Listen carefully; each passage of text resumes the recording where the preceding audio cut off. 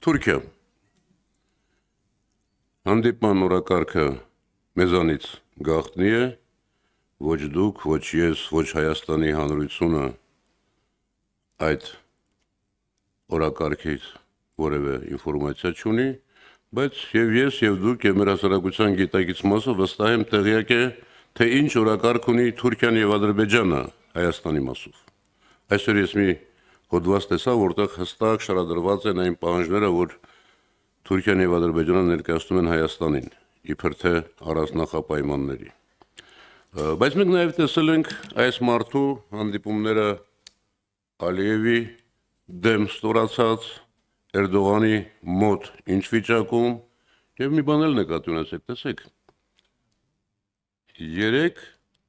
Ադրբեջանի Նիկոլ Փաշինյանը գնացել է Թուրքիա 1 օր առաջ եւ բնականաբար երկու եղբայրներով իրենց ժամացույցները ճշգրտելու են, հարցերը պատրաստելու են եւ գնալու են մի հատ մեկը, որը բասկաթորին բազմացի դիմաց նստած էր աթոռակի վրա Հայաստանի դրոշը թարս դրած։ Դուք պատկերացնում եք, թե ինչ խոսակցություն կարող է լինել այս մարդու միջով։ Ես տեսա նաեւ պատվիրակությունը